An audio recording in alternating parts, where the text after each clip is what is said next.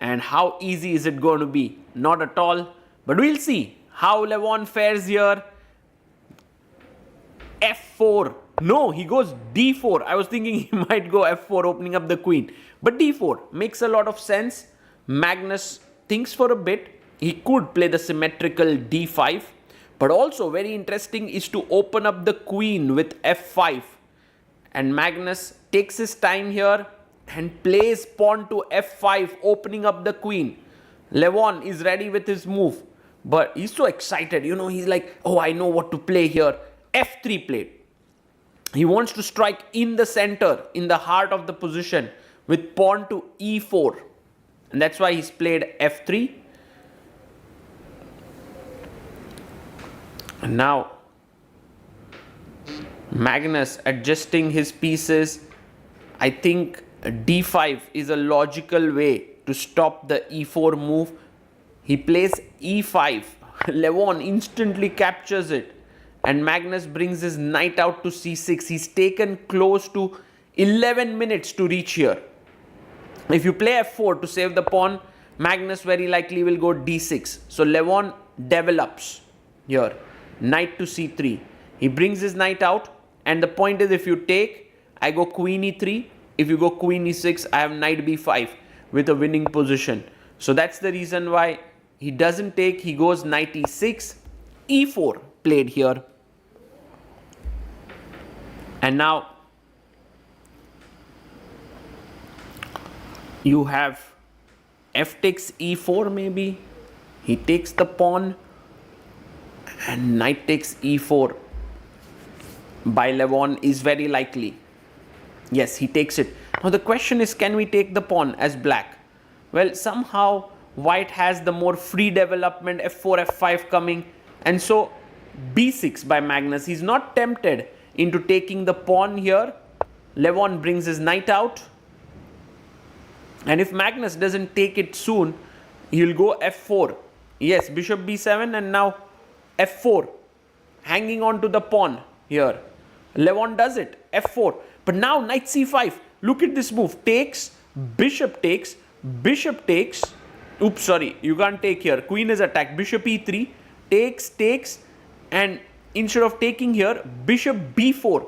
And black has to play this narrow path to get equality. But Magnus long castles. And which is not the best move, as Levon can now develop his bishop here, which he does. Bishop to e3.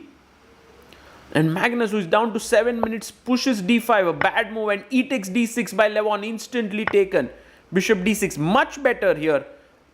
Instead of d6 was queen f7, trying to play it more carefully. But now, Levon brings his queen up. He's a pawn up. He's a clear pawn up here. And he gets up from his chair. Magnus plays his queen up to f7. It's very rare that Magnus makes so many inaccuracies, but it's the inferior position, the pressure that Levon is putting on with the clock and all of it, which is getting to the goat. Queen f7. Now you have three attackers here, 1, 2 and 3. But Levon hardly cares. He goes bishop to c4. Lovely move. Pinning here. Queen comes to f5, putting pressure on e4, coming out of this pin. And long castle. What a move. Because if you play knight takes f4, I have knight takes d6 check and I pick up the piece. So that's the reason why king b8 played by Magnus. And now Levon,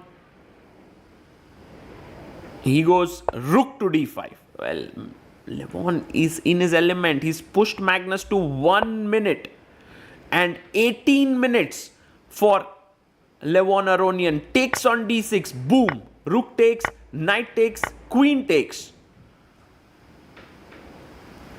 And now he plays his rook to d1. The queen comes back to e7. And rook e1 played. Magnus is unhappy here for sure. His position is so bad. He's like, this is hopeless.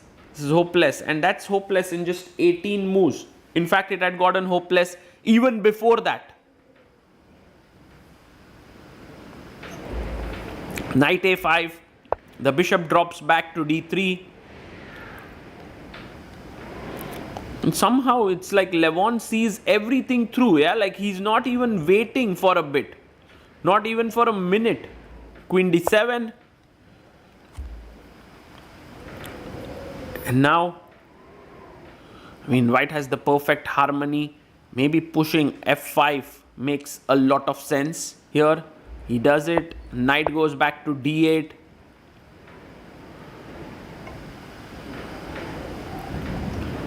Bishop comes to f4 and knight jumps out.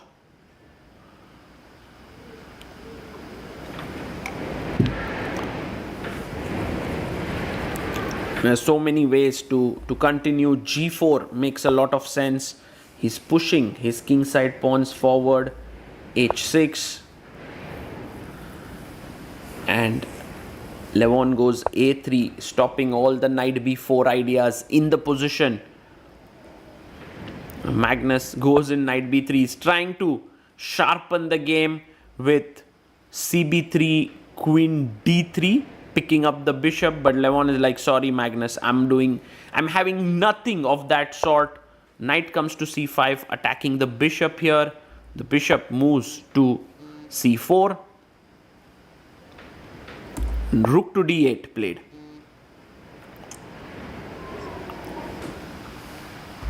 b4, and the knight is almost trapped. You know, it doesn't have too many squares to go to. Queen d4 is what Magnus had on his mind here.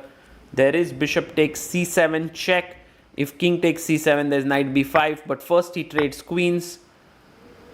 And now this is attacked, but rook e8 check. Bishop c8. And now a very good move, bishop d5. But he goes bishop c7. King to c7, and the knight is jumping in. Knight to b5 check. Yes. King d7. He picks up the knight on d4. Rook on d4.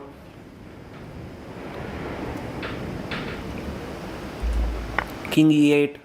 Knight takes knight. Jumps in knight e4. And if you look at the position, if you take stock of all that has happened, right now Levon is 2 pawns up. 6.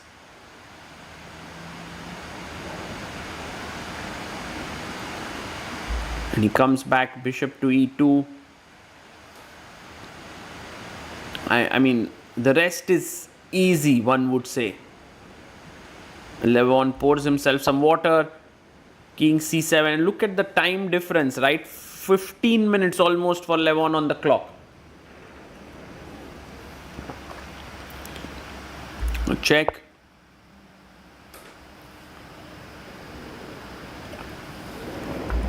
King comes up to d6. Knight check.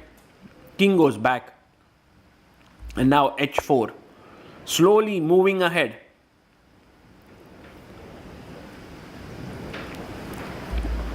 He goes h5. Now taking here means bishop f5. It's also good, but he goes g5.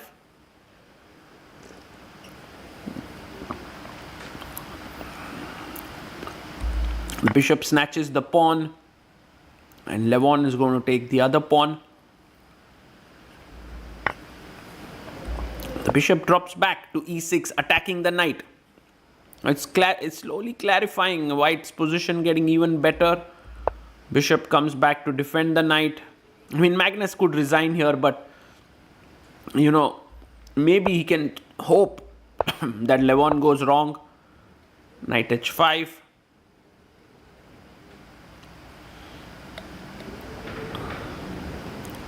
And he goes knight to e3. a5 pushed.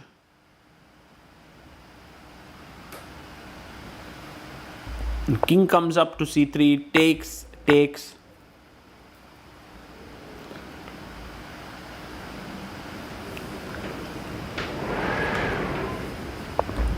And knight f4 check.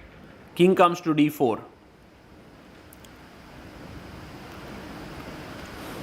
And the king is moving in. Magnus resigns. Levon Aronian scores a very smooth, almost giving Magnus no chances right from move number 1. What a great game in the finals, and in the end when it was over, Levon had almost 13 minutes left. So now Magnus must win on demand if he wants to enforce tie breaks, but